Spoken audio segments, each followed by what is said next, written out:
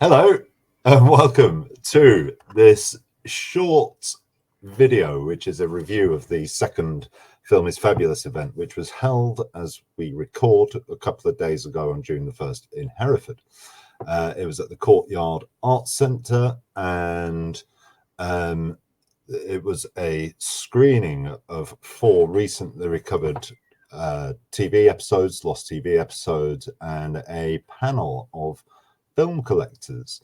The TV shows that were on display were Sykes and a Marriage, first broadcast on the 1st of February 1961. Then an episode of Tom Jones, which was one of 3 specials, and this was concerning ostensibly work, and that was from 1967. Then there was a break, and they showed an episode of Mogul, or the Troubleshooters, maybe we'll debate what it's called, Is That Tiger Man, which was from 1966. And then finally an episode of the Basil Brush Show from September 1970 with Mr. Derek Folds. And then there was a panel discussion as well, chaired by Sue Malden, which we'll talk about in the second half of this discussion. So joining me are 3 guests who I had a chinwag with at the event. We have Bedwyr, Jim, and Edward. Bedwyr may be a Doctor Who fan, and Edward may be a Doctor Who fan, judging by their background. Bedwyr wrote a brilliant book called Doctor Who: The Exhibitions. Is it Bedwyr?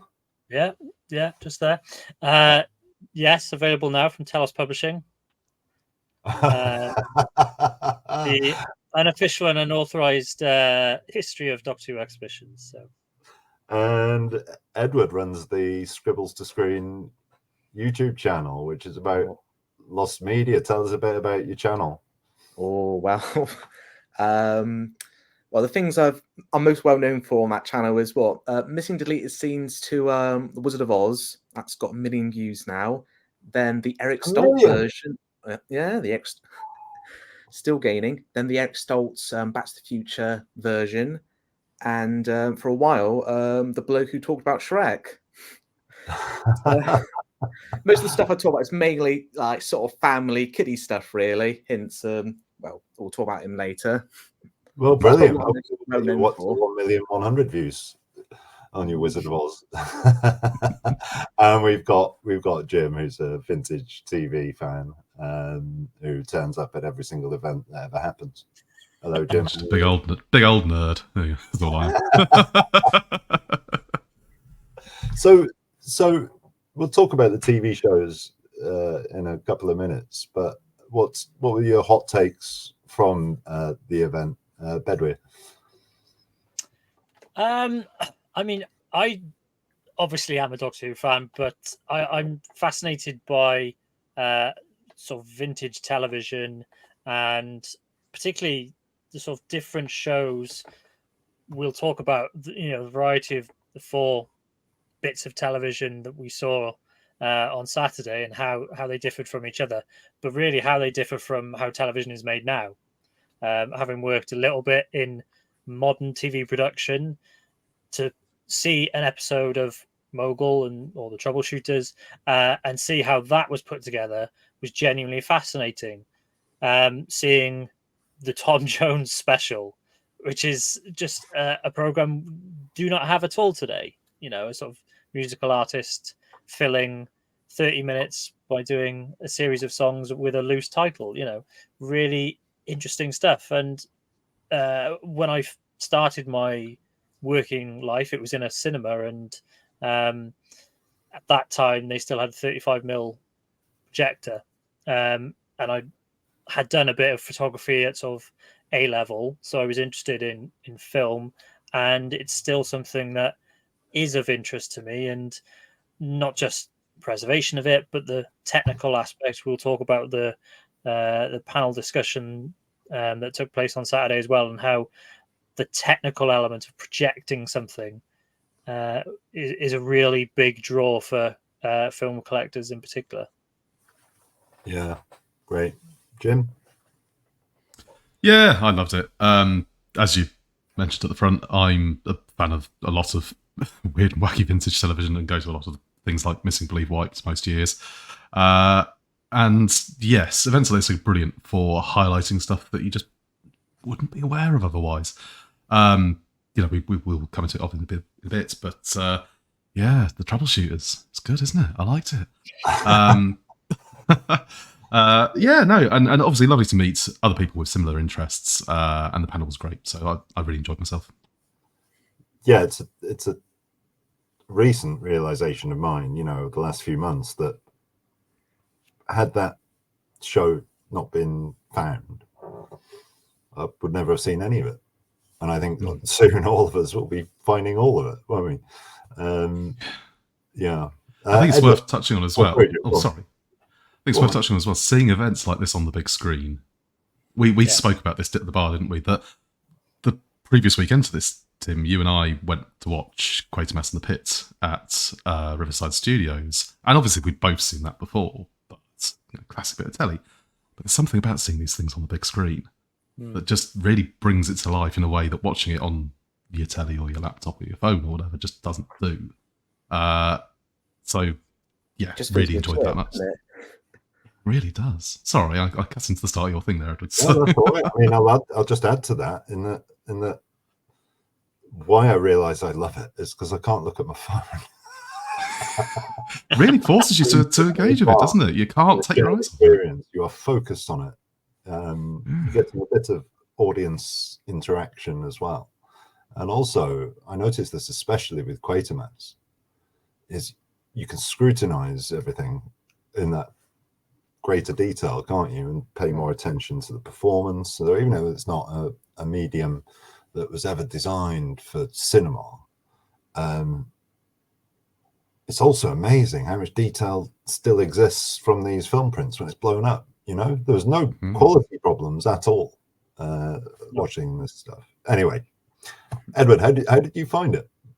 Oh, I think it's always something I've always wanted to do. Go to like a sort of a lost media like event of some sort. Missing Belief, well, that's one I always wanted to go to. But this one, it was close by. Well, not close, but wasn't a great leap to get to. And especially, all about British television. I've been definitely prioritizing more and more on my YouTube channel, talking about missing UK content because, because all the other lost media YouTubers, I'll call them, they're all American. And it dawned on me like 2 years ago, I'm the only like proper UK geezer that's doing it with a, I don't want to flex like say like sizable following, but well, there's an audience there, so I should try and like introduce them like, oh, here's the stuff of significant value in my country. So I suppose I went to it because I've always wanted to go, but also classic British TV. I just felt like it's something I need to support. And the only show that I was remotely interested in was old Basil, because I'm a level of classic children's content. But everything else I didn't know. But then it was a great surprise when we saw Mogul. I think, as always with lost media, it's just a joy of like you rediscover things and then you get introduced to new things that you'd never known about, and you're like, oh, that was what was popular back in then. I've really enjoyed that. Did you enjoy the event on the whole? Yeah, I enjoyed it as a whole. I wish I stayed longer. I think my brother was booked to see another theatre show later that evening, and I think we were running a bit behind. So I would have loved to stay and chat. And John, the presenter, he was a lovely. I wanted to just stay and chat to him, but of course we didn't have time because my brother had to see a show somewhere else, and then I had to catch the train back home. So, well, I would have loved to have stayed. It had an intimacy to it, in that everyone hung around afterwards, apart from one or two guests who snuck off. But if you wanted to have a chat with Sue Malden about BBC archiving, which I did, it was great. And that's another thing. It's like the internet. You can talk to loads of people, comments, but you're actually physically there with other people who are just as enthusiastic about the preservation of a lot of this missing material. It's just sort of a great vibe to be in because it's so different, isn't it? Actually being there rather than just talking over text. And since you can't see the facial reactions, you might miscommunicate some things over text. I will never be as enthusiastic about film as some of those collectors. I mean, I was having a chat with one, Stephen, who was on the panel, and I can't remember how it came up because we were talking for a while, but I said, I'm from Bolton, Lancashire. And he said, do you know the Lido? And that that was what my parents called a particular cinema when I was a kid, because it was the Lido in the 60s. And he explained how all the work he'd done in there, switching out projectors and this, that, and the other. And then he was trying to get us to take a Wurlitzer organ off him, which was in the way. Yeah. How great it must be for those collectors.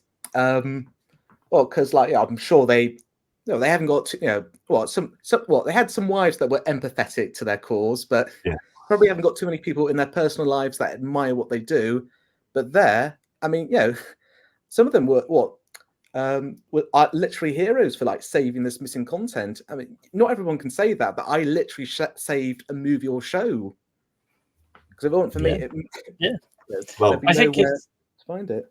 One of the really important things that Film is Fabulous is highlighting is not just the stuff that these guys have got, but also their knowledge and how they can repair projectors and things of that nature. That is a knowledge base that you don't really want to lose, because then we're not going to be able to play stuff in the future, and this stuff will not only be lost to skips and rubbish dumps, but it'll also be unplayable because no one will know how to operate a projector unless we get hold of that knowledge and learn off these guys. Well, the main priority of Film is Fabulous is not a treasure hunt. No. It is by film collectors for film collectors to preserve film and preserve collections when collectors have sadly died. So again, talking to that same collector, that he's the guy who handed over a Basil Brush, not the Basil Brush we watched, but he just handed it over because he happened to have, picked it up at some point, but he wasn't very interested in it. I asked him, I said, I didn't talk about TV on film, but I said, just to confirm, you've got no interest in TV on film whatsoever, have you? And he said, no. And then he went back to talking about projectors. It's often the kind of disappointing bits of a bulk buy at a car boot sale or something for these people, isn't it? The panel, we won't touch on it too much yet, but highlighted, I hope, for everyone that the main interest for these people is feature films for sure, but also the tech of film. As you were saying, Bedwyr, that hearing Stephen go on about sound on film. The guy loves the technical aspects of this, right? It's clearly his passion. And 6-year-old Basil Brush is just something that's probably, propping open his spare room door or something.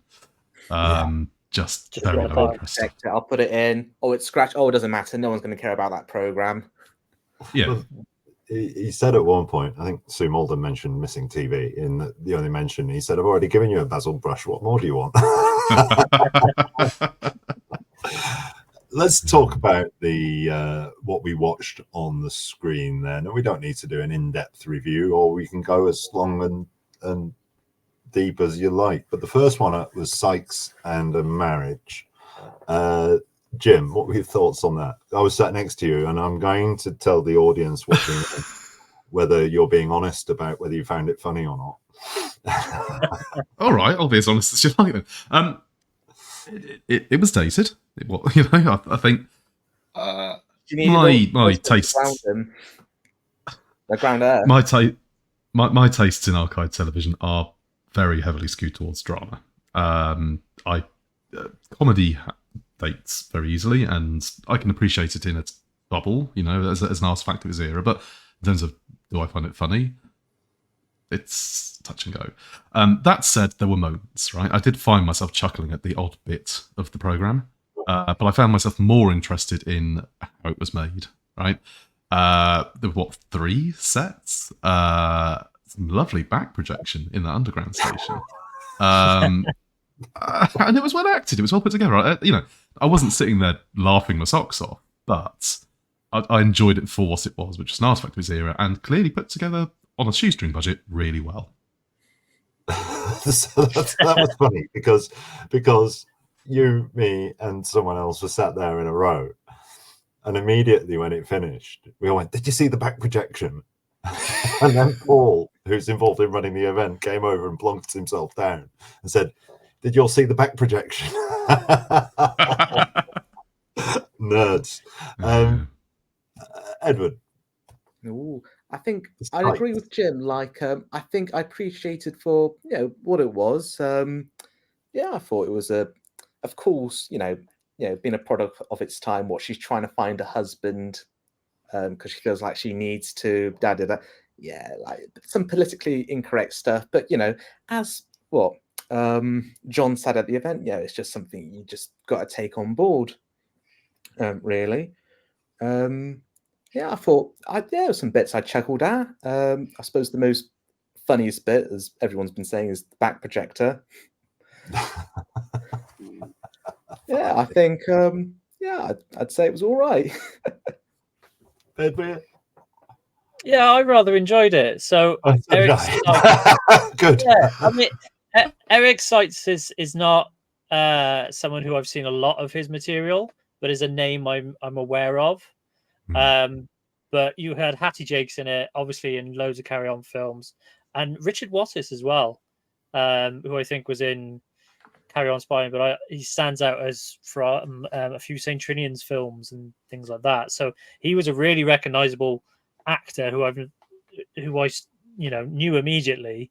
And I thought as a trio they worked really well together, and I found it enjoyable. It was great. A product of the time, yes, but yeah, rather amusing, and I quite enjoyed it.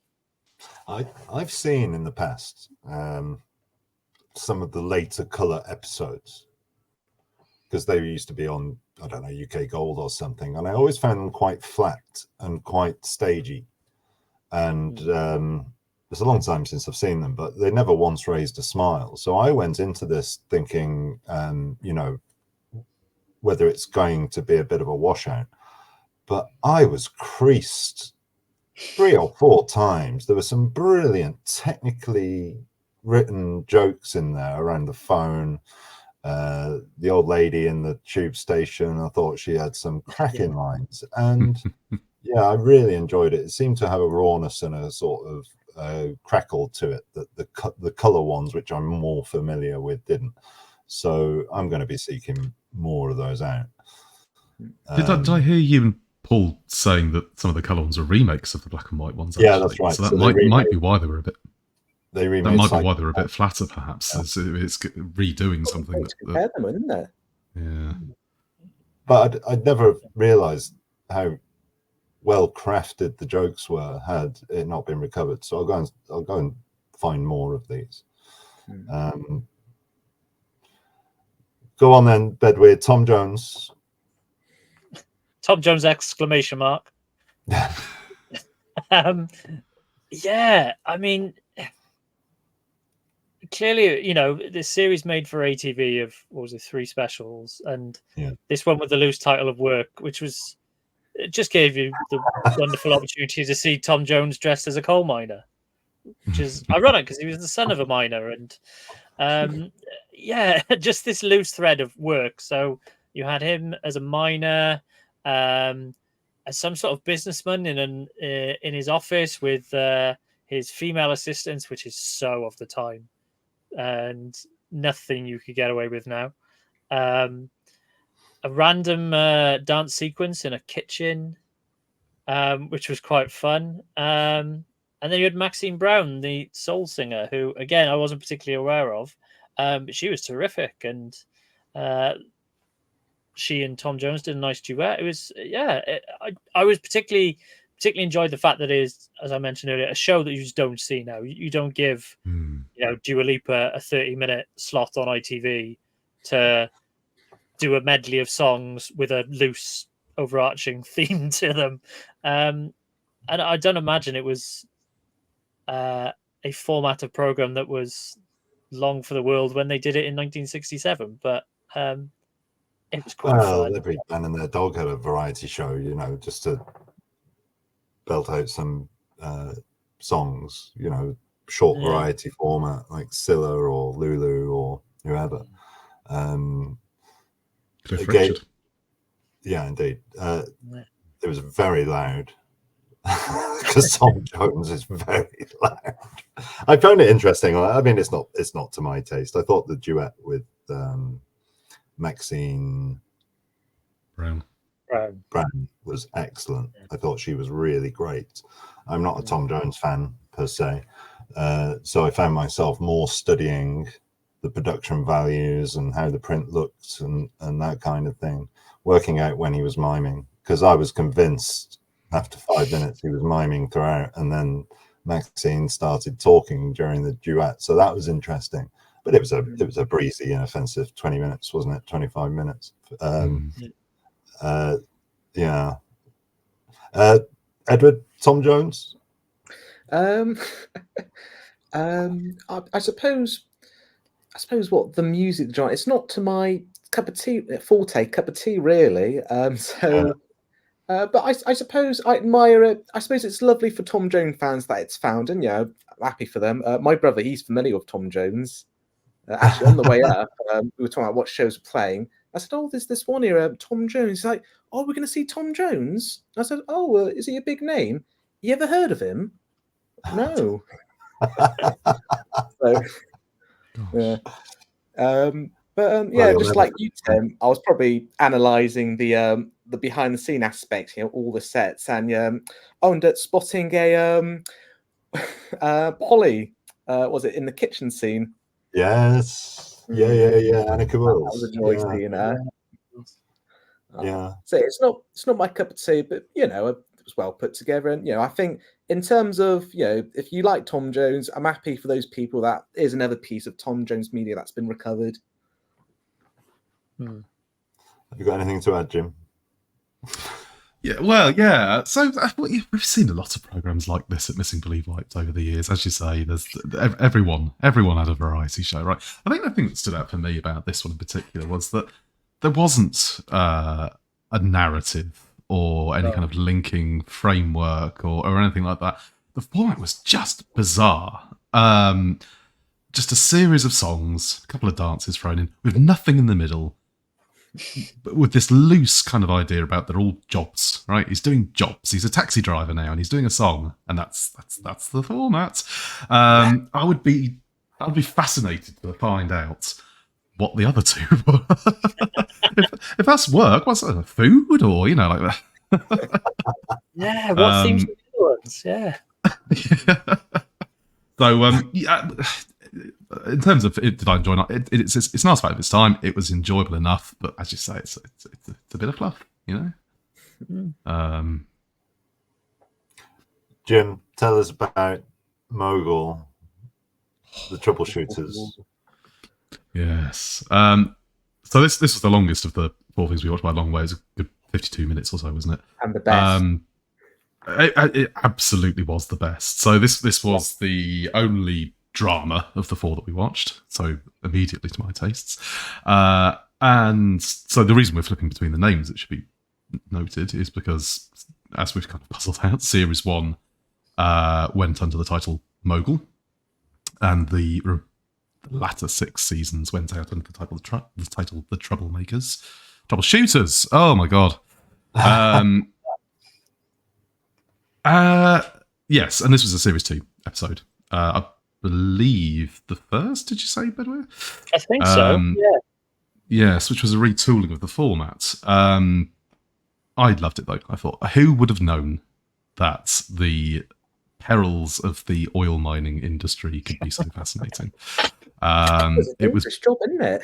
So I imagine there would be a lot of drama involved. It was so well put together. There were underwater sequences. There was back projection. We love back projection. Well, Tom Jones apparently was in it.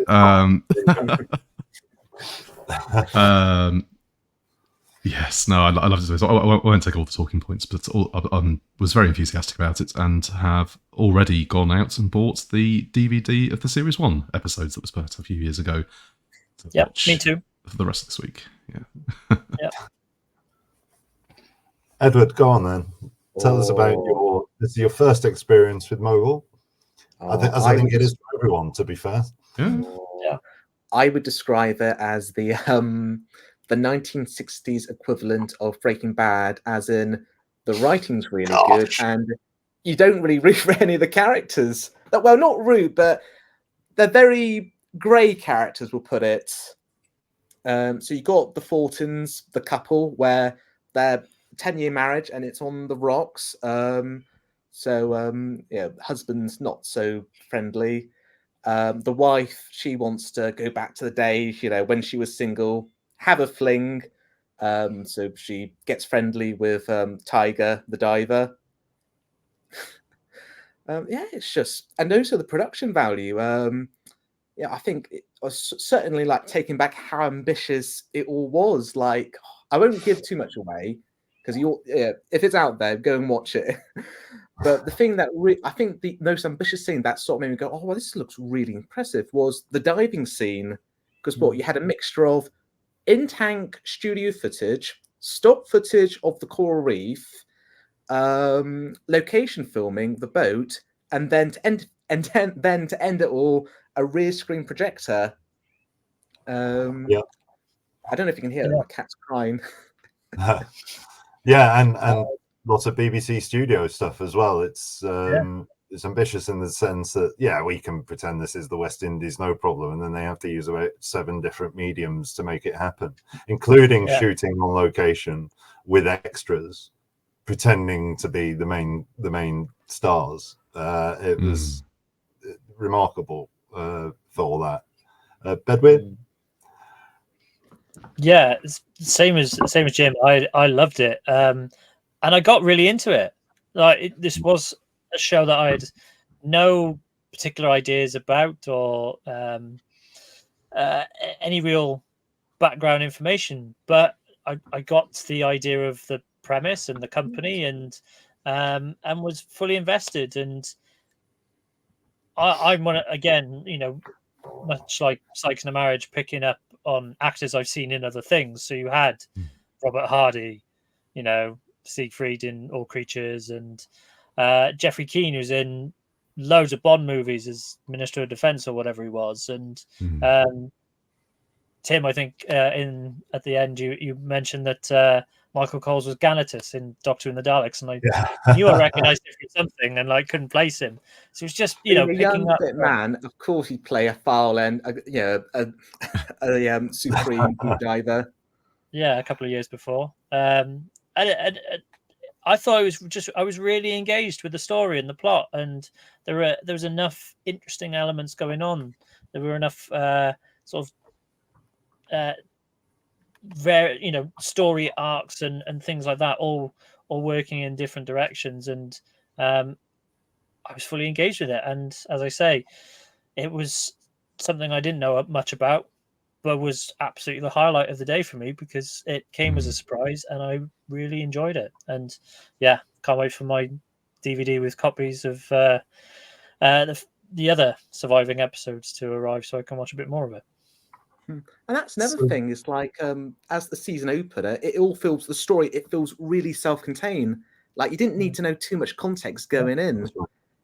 And I suppose being 15 minutes long, it was almost like watching a mini movie, which I think made it even more quite special when we saw it, in a cinema-like setting. Yeah. Well, and going back to what we were talking about earlier, things being on the big screen, allowing you to spot things that you might not have otherwise done. A towel is chucked on screen at one point during the episode on the boat, covered in BBC logos. BBC, yeah. I missed that. Oh. And, clearly just come out of the storeroom at the back. Justine Lord looked fabulous on a big screen. Yeah. Yes. I think to me, I mean, I've heard about it because it often gets mentioned in missing episode conversations, But it really, having the opportunity to watch it, and now obviously I'll buy some. It's like this whole 120 odd episode TV show exists now for me, whereas before, so probably the same for most people my age or younger, would have no realization that it even ever existed. The 50-minute format. Go on, Bedwyr. Yeah. No, that's a great thing about this event is it's brought this show, which must have been a big enough deal in the mid '60s to have got multiple series and good decent viewing figures and things like that, but is not a show that anyone talks about really nowadays, 60 years on, because we're not aware of it. And if it takes these finds and these screenings to bring our attention to these programs, then great, I'm all for that, because much like Jim, I love sort of vintage TV dramas, for the technical aspect and just it's good storytelling. And yeah, the more of it, the better.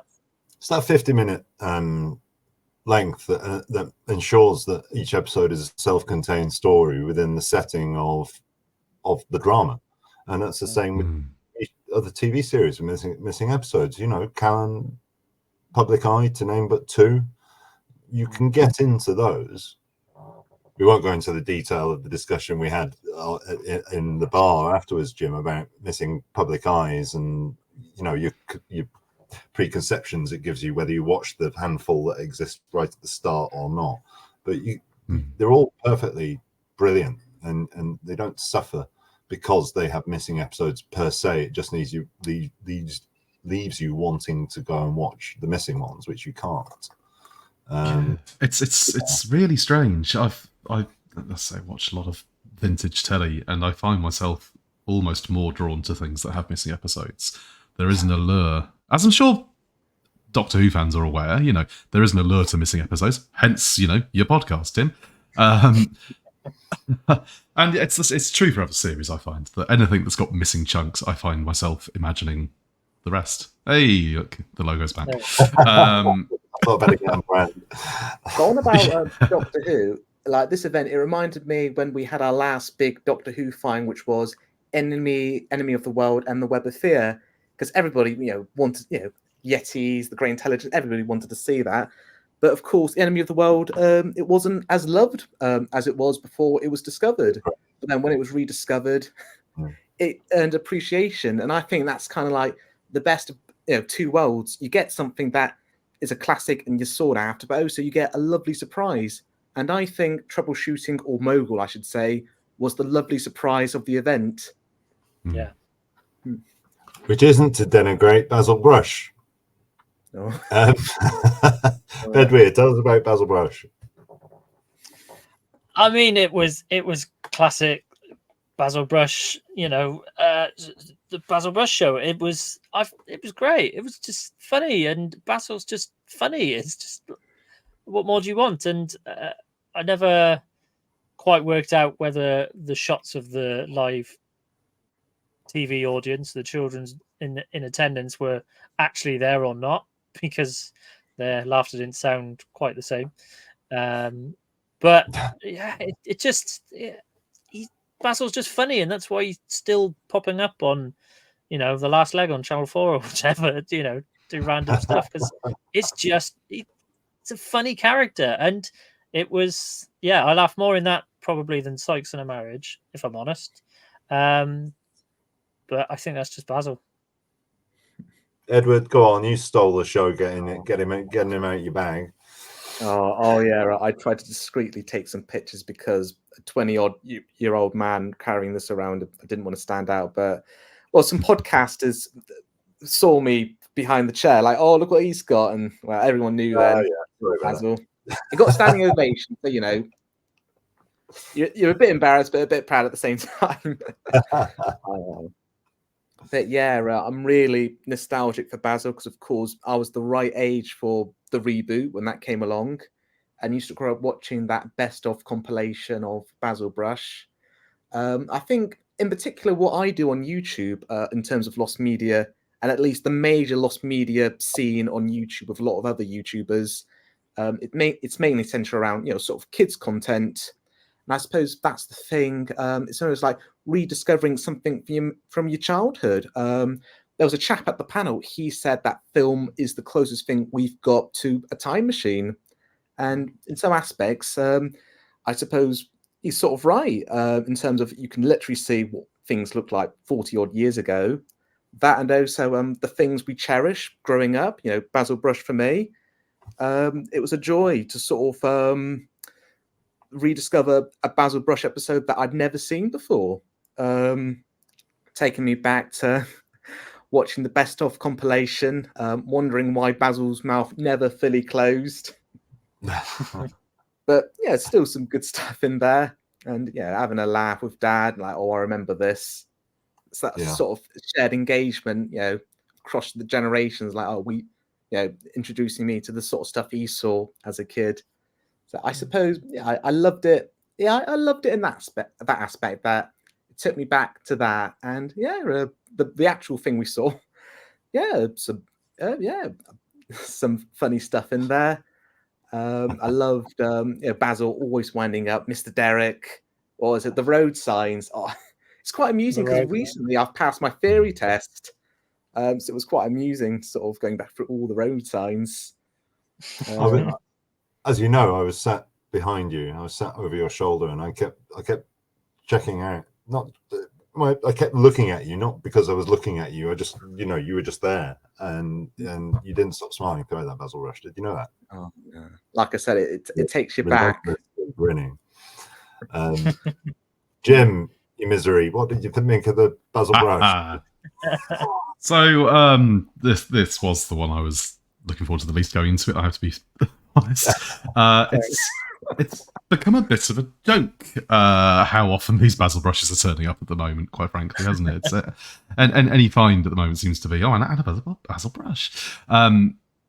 It was better than I expected, I'll be honest. So we had a bit of a debate before we started recording this. It's a family show rather than a kids show, I think. And a lot of the jokes were clearly aimed at mum and dad rather than the kids, right? And so as a result, there was plenty to enjoy for, the old codgers like us. Yeah. The road signs were good, I'll admit. Peter Cowart. That was really funny. Didn't really work for me. I thought the road signs hilarious. Yeah. Especially the guy clearing the cow poo. I thought that was I just thought that was fantastic. You know what struck me, because I have no nostalgia for Basil Brush. It finished before my time, and I was too old for the reboot, so I'm aware of him. I'm aware of him in the culture. I was really impressed and surprised at the relentless joke telling. And then it was a joke every 20 seconds for the sketches. Then a bit of variety. There were a couple of variety acts, weren't there? And then they did the same routine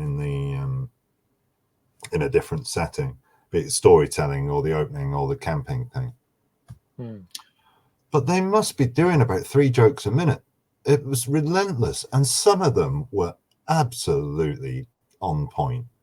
But when you're telling hundreds of jokes in a 20-minute kids TV show, some of them are going to stick and some of them are not. And I thought when it landed, I thought they were great. And then Derek Folds was just brilliant, sort of just the perfect straight man, really, or enjoying it. Sorry, he did break a couple of times, didn't he? Yeah.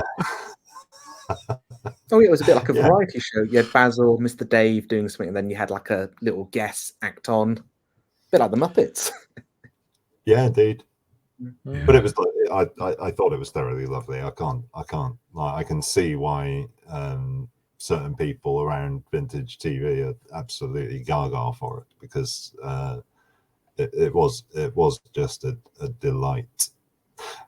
So yeah, I thought because going into it personally, I thought, well, these are rather low key. And I'm just so glad that I went a long way to get there, you know, and I'm so glad I did, because it was that screening was extremely special, I felt.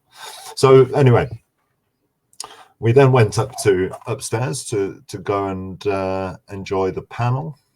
And on the panel, it was no longer about TV on film, it was about film collectors. It was chaired by the living legend that is Sue Malden, a name that will be familiar to Doctor Who fans, former head of the BBC archive. Also on the panel was John Clancy from the Film is Fabulous team. He runs the Movie Collector YouTube channel. Oh, he's great, John. he's a Great joke. presenter. Yeah.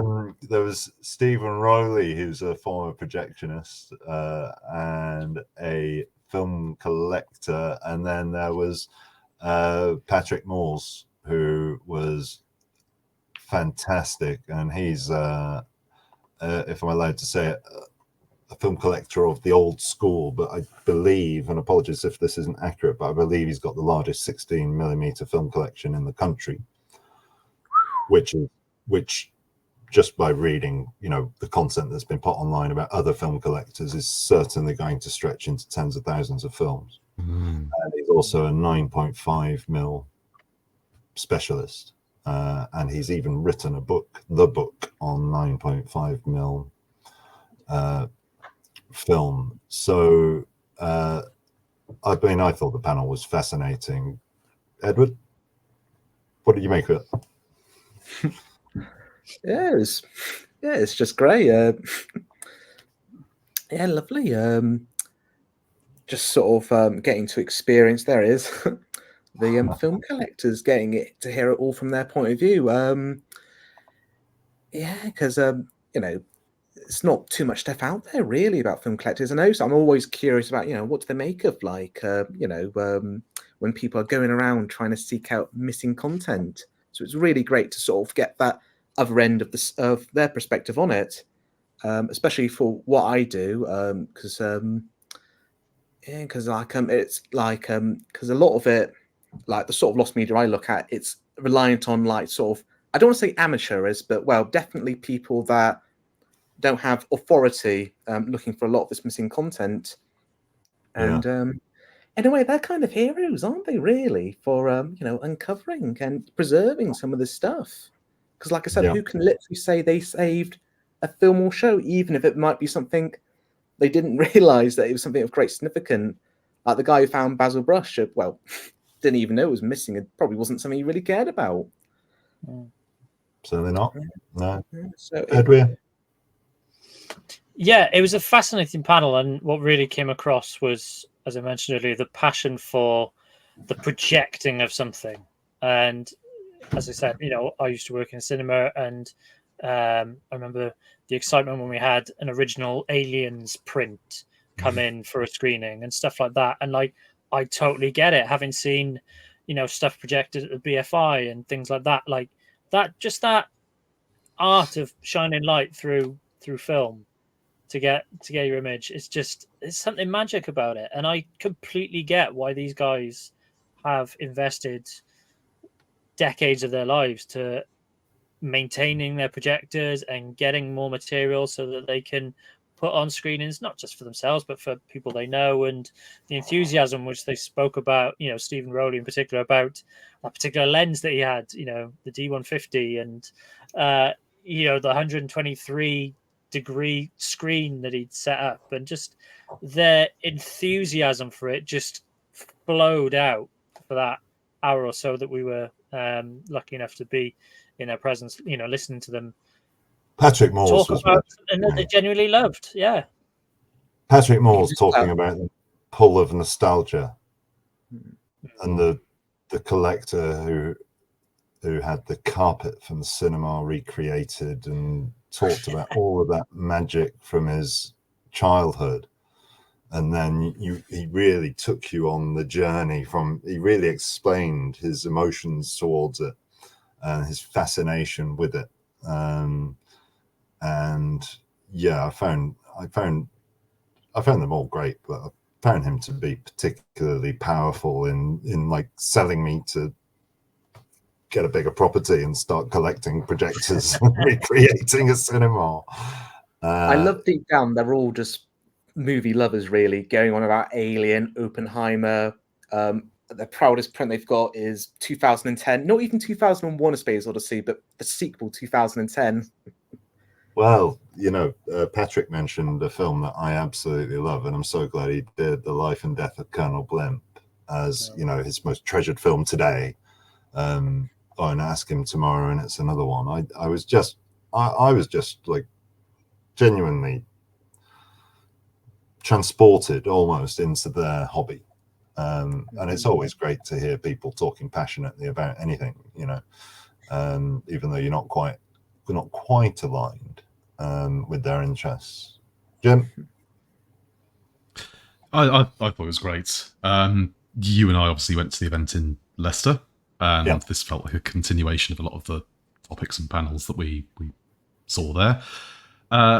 This is the purpose of Film is Fabulous. It's brings it home in a way. We were all there as television enthusiasts, and the event was put on for lost television that was recovered. But the heart and soul and purpose of Film is Fabulous is film collectors, and hearing them talking so passionately about the thing that they love really drives home that that's what this initiative is for, right? As you mentioned at the front of this recording, it's about preserving that cultural heritage in film, making sure the collections get catalogued and, you know, don't get tossed in a skip when the sad thing happens and a collector passes on or you know, the whatever. I think John Franklin deserves a big shout out for organising this, because he didn't have to, right? And he's just a clearly film collector from Leicester. He's just a film collector from Leicester, as he will tell you every time that you mention this to him. But yeah, he's clearly aware that there is a group of us nerds who love old television. That isn't their interest, right? This is the draggy ends of their collection. It's the stuff that they picked up cheap. And it could so easily go in a skip. So hearing these collectors talking about what they're passionate about, it resonates in a way because we're all passionate about similar things, but different things. And as you say, it goes over your head because, yeah, I don't know about film projectors, right?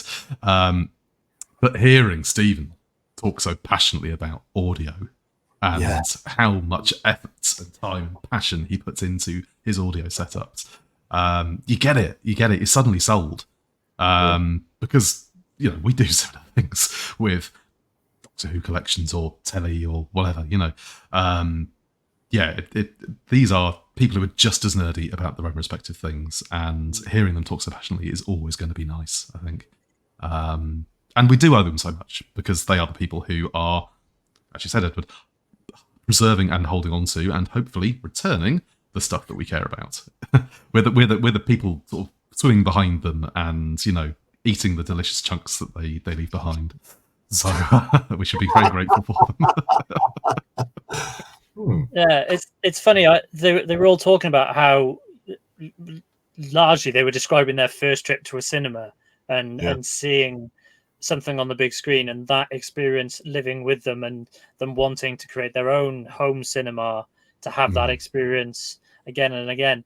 And it made me think about, you know, the first time I went to see a film in a cinema that's no longer there, and like what got me interested in watching films and stuff like that. And obviously I'm interested in television as well, but film is so powerful in that respect, and having that experience of going to a big screen and seeing something projected with wonderful sound, surround, immersive experience.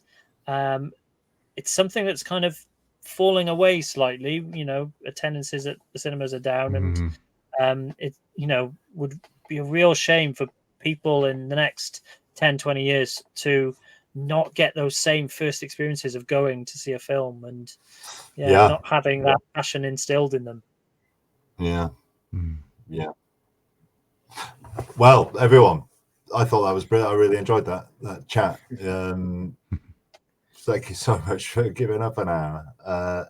It's been wonderful. Sorry, Edward. It's been wonderful. Yeah. Great reflecting on it, really. Yeah. Such a great energy. Like you said, at the event, all the film collectors, they were enthusiastic about different aspects, but it all crosses over. It's lovely to have somebody there to share the passion with, really, and then having a group of nerds listening on in, going, "Oh, they're fascinating, aren't they?" I can tell genuinely that those collectors, if time was no object, they would have stood talking to us and each other for 20 hours. Oh, you say talking to us, they almost didn't realise we were in the room a lot of the time, I think. They were so enjoying that could have just been four or three, even, because even Sue was slightly on the fringes of it, let's be honest. Three friends just enthusiastically chatting about the things that they love, and it was just nice listening in, right? There were sales of film cans going on, and everything. Yeah, there were a few trades going on. I said I'd seen John Clancy, because John Clancy kindly came and did a recording with me, for this podcast, and I'd seen him at Leicester, and when I got a moment, I went and said hello to him, and nice guy, shook hands, had a very quick catch up, but within about 90 seconds, he was on to projector bulbs, and yeah, passionate. Anyway, team, thank you so much for jumping on. I believe there's further Film is Fabulous sort of film festivals planned in the future, and I wonder if you'll all make it. I hope you do, and I can wholeheartedly recommend it to everybody watching. Absolutely, it's really worthwhile supporting these events and going and just having a whale of a time. Forget Doctor Who for a few hours. Go and watch some. We'll do our Doctor Who in the bar. Let's give something else a spotlight. Yeah, indeed. Yeah. Well, go discover something new. Gems out there, hidden gems. Well, seeding interest in this stuff is only going to make it more likely to at some point either appear on a BBC iPlayer or Rewind TV or Talking Pictures, or dare I say, get a commercial release. And if none of those happen, you can go to these, there are similar events, you can go to those, and I can't recommend highly enough vintage TV on the big screen. I'm absolutely besotted with it, because I've been to 3 similar events in 3 weekends. When we went and watched Quatermass, Jim, on the Sunday, when I, had an afternoon to myself, I thought, I might put it on again. Anyway, just quickly, just to conclude, thanks so much, everyone. The Missing Episodes podcast proper will be back, and it will be back soon. I've been waiting for the 10th planet. The 10th planet is in the can. The Power of the Daleks is in the can. I have a special with Paul Venezes about I, Claudius in the can. And I've lined up some interviews with We're spoiled, aren't we? Yeah, well, my favourite bit is I've lined up 2 interviews with 2 missing episode hunters who aren't names you might be expecting, but they've got some brilliant stories to tell about finding things or looking for things. I love a brilliant story. Yeah. All right. Thanks very much. Bye. Say bye, everyone. Bye, everyone. That's all for now.